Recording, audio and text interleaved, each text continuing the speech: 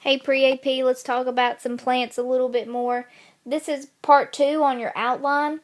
We're going to talk about, find where it says modern pteridophyte phylums. That's what we're mainly going to talk about. We're not going to talk about the first portion of this outline. We're just going to talk about the different types of plants within this phylum. So, here they are. Alright, so lycophytes. What these are is these are formed, these are mostly tropical plants. We're not going to really see these around here. You might see them in South Alabama, but these are mainly big tropical places. And some are epiphytes, which are air plants. They can live on the branches of trees. They grow on the branches of trees. So they root themselves. They have roots. They're vascular. So they have roots, stems, and leaves. Their roots actually burrow into the side of a tree, and then they grow on tree limbs. And some of them actually end up strangling the tree that they're growing on and kill it. So sometimes being an epiphyte's okay, you don't bother the tree, and then sometimes you do bother the tree and you actually kill it. And they have these things called sporophylls. That's the fancy term for their leaves. And they are rich in oils. And they were actually the first source to be used in flash photography. They took the oil from their leaves, put it in one of the first few cameras that were made, so that they would have a medium to put the image on after they flashed the camera. And it took the picture. The next one. So this is a big old forest full of Lycophyta. And then there's some epiphytes growing on a tree limb. Remember, most of these are going to be in tropical places. You're not going to really see these around here because we're not that close to the equator. Alright, Pterophyta. What these are is these are Cytophytas, which they form branches that look like Ys. And then they have these things called sphenophytes, which they look like horsetails. So they look like, literally, that's the horse's tail sticking out of the ground. And what we usually characterize these by are they have jointed stems, which is what you're seeing here in this picture. And they have whorls. They have these rings around them. And they have a hollow stem, which is really good because it helps move oxygen to the roots for cellular respiration. These are a little bit similar to bamboo. And then the ones that you're most familiar with are ferns. And their megaphylls, their leaves are called fronds. So next time that you see the leaf of a fern, know that, hey, those leaves are called fronds. And then what they do is they develop from these funny little things called fiddleheads.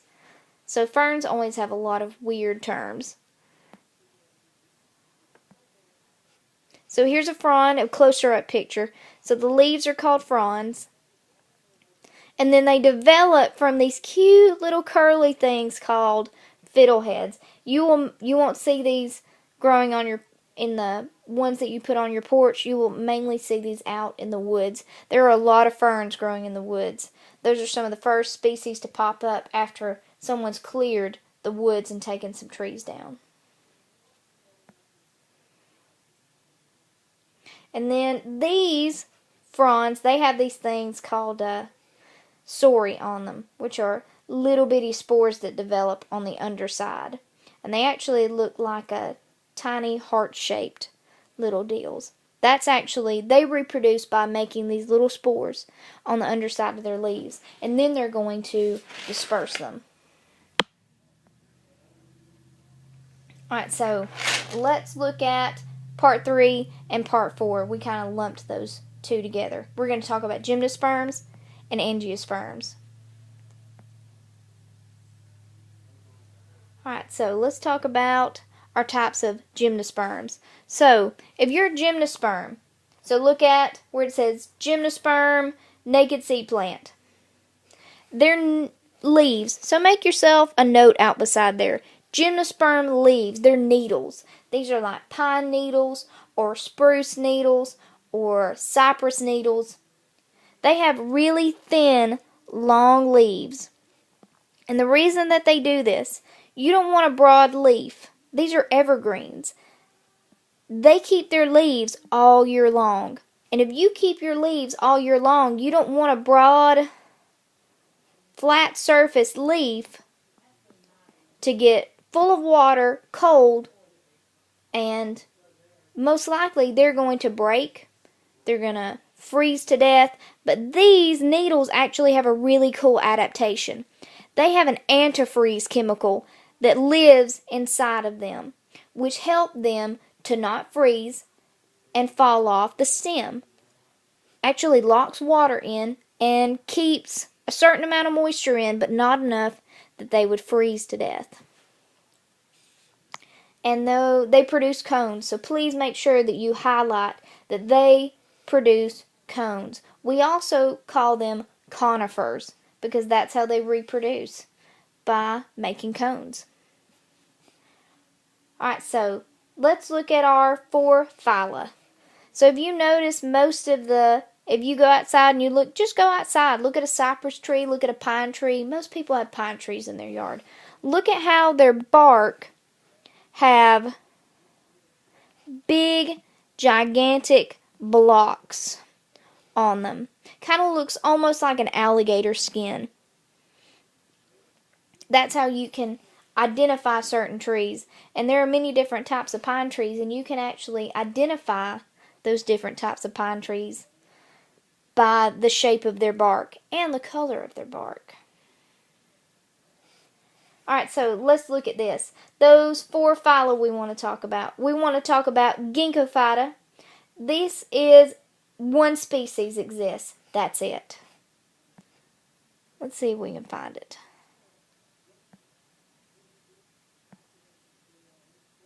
For conifers.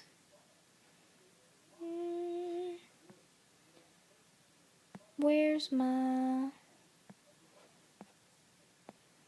Alright, if you look at this picture, this is Ginkgophyta, which is a phylum that only contains one species. That's it. It's called Ginkgo biblio. If you talk about the family, genus, and the species, it's Ginkgogaceae, Ginkgo biblio. And this is what their leaves look like. They have this really pretty fan shape. And this is the only tree in the world that has this pretty fan-shaped leaf. And mainly, for the most part, this is taken in the fall. They turn pretty yellow in the fall. They're mainly this really bright fluorescent green color. But in the fall, like other trees, they break down their chlorophyll. And what happens is, a lot of people love these for ornamental use in their yard because their leaves are so pretty. But if you're going to plant one of these, make sure that you plant the male tree, not the female tree. Of course, female trees are going to produce fruit. Or in this case, it's going to produce kind of a cone. And what happens is why you only plant the male ones is because whenever the females produce their reproductive structures inside that cone, the smell is horrific. It actually smells like rotting meat. So if you plan on planting one of these trees, make sure you ask for a male one. Don't get a female one, or no one's want to come over to your house. Alright, so Cicadophyta, these possess really large cones. So for Ginkgophyta, if you didn't highlight or whatever, one species exists, Ginkgo biblio, and they have an ornamental or oriental fan-shaped leaf. They turn really pretty bright yellow. And then Psathophyta, these possess really large cones, and these are in palm trees pretty much, in the center of a palm tree. And they actually kind of look like fronds. If you look at the picture on the left, it kind of looks like a bunch of ferns growing everywhere, but it's not. And the only reason people want to plant these anywhere, and they survive mainly in tropical conditions, like South Alabama, coastal Alabama, is because they're really pretty yard ornaments. Netophyta, these are extreme desert plants. You're not going to see these around here. And the big one that we'll talk about is Welwitschia or Wisha. They make really big leaves. That's why we like to talk about them. They mainly grow in Africa, so we're not going to see them around here. And then, let me think. Ephedra, not ephedrine. Ephedra, it's a plant. They produce epinephrine, which, well, they use this plant to put it in diet pills. And what you're mainly going to find these in is they usually dry up because they're in the desert and they turn into tumbleweeds. And because they turn into tumbleweeds, they roll around on the ground, and that's how they disperse their seeds. And then Conerophyta, these are the ones that they mainly produce the cones. So there are different types of cones. These are female cones. And let's highlight that these are very large and wide.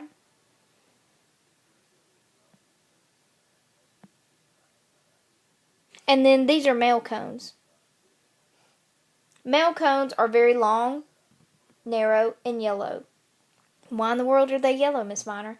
It's because they contain the pollen grains. Pollen are sperm gametes.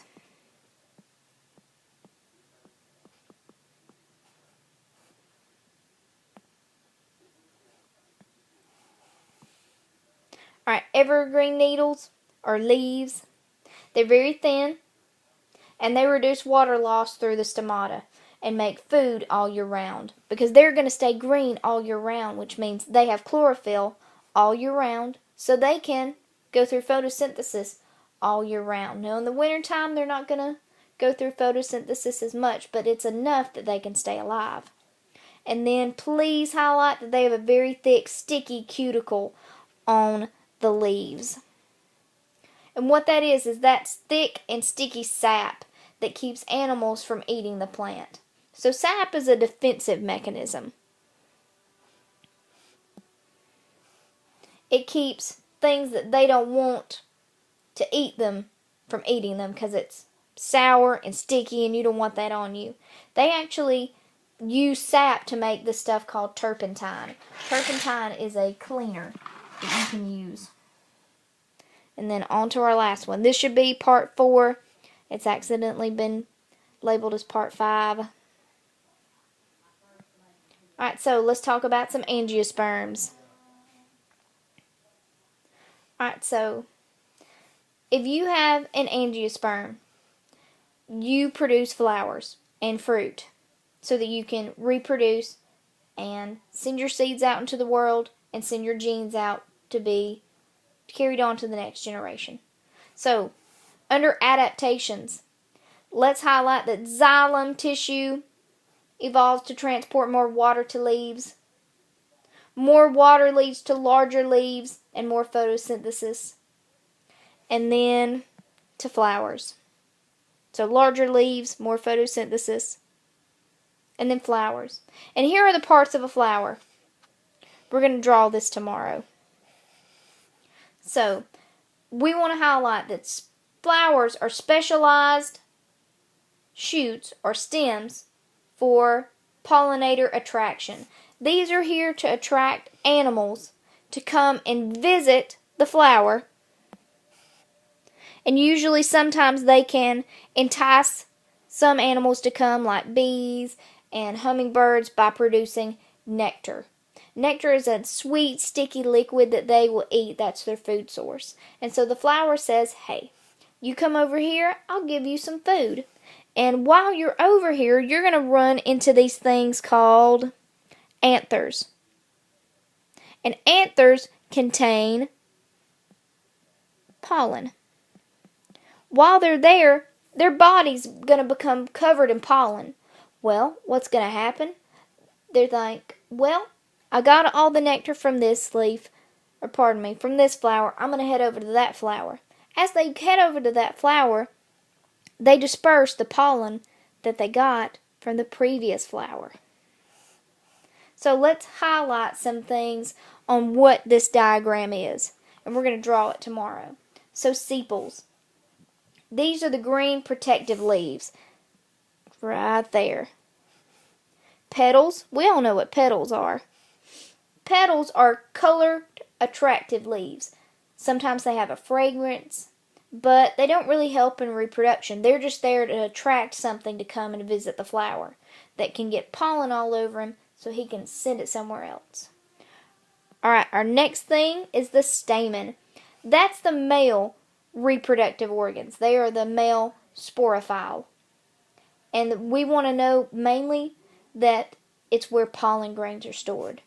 Now, anthers, the next part, that's where the pollen grains are stored. And the filament is actually this stalk that the anther sits on.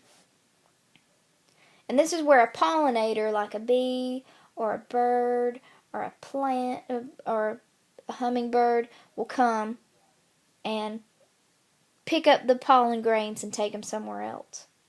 And then a carpel. Carpels have many parts to them. You can also call a carpel a pistil. Those are interchangeable. Those are the female sporophyll. That's the female reproductive organs of a plant. And there is something called a stigma. Stigma is really sticky. And then you have a style, which is the stalk of the stigma. And then you have an ovary right here. That is where the fruit is going to develop. All a fruit is an ovary. So next time that you eat a pear or an apple or any type of fruit, just know that's the ovary from a flower. And those inside that ovary, that fruit, are seeds. So,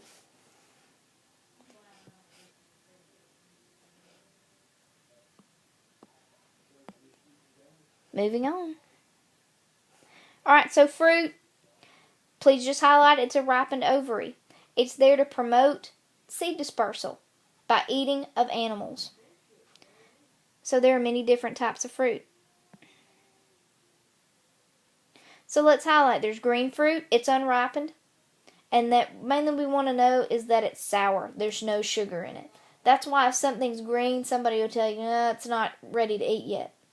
And then there's colored fruit. It's ripened. And it's sweet. It has a whole bunch of sugar.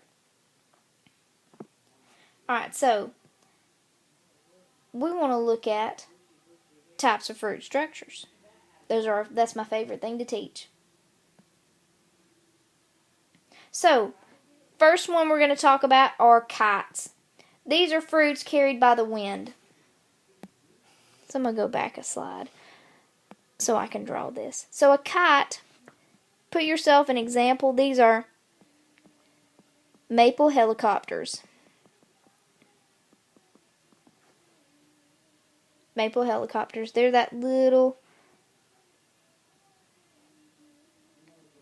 seed that floats around in the air and they go woo to the ground.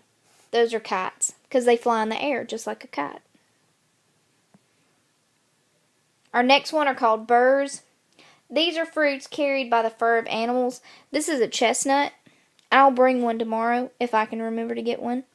They have these sticky, kind of looks like little needles. Kind of looks like a hedgehog. And what it does is that sticky and coarse outside material will stick to the outside fur of animals, and then it will be carried somewhere and dispersed.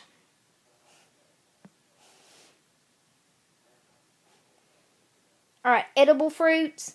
These are animal digestive tract weakens the seed coat, and then the seed deposited with fertilizer in a new area. So, there are different types of fruit. Let's go back to my types of fruit. There can be simple fruit, aggregate fruit, or multiple fruit. So, out beside simple fruit, highlight that these possess one ovary and a single seed. These are things, we like to call them pits. So, these are things like peaches, cherries. Aggregate fruits have one flower but several carpels, which means they have many seeds. And those are things like blackberries, raspberries, and then multiple. They have several flowers, and they produce one fruit, and they're a pineapple. And then dry fruit, these are just grains and nuts. The examples, go back. The examples for these are like acorns, almonds, any type of nut.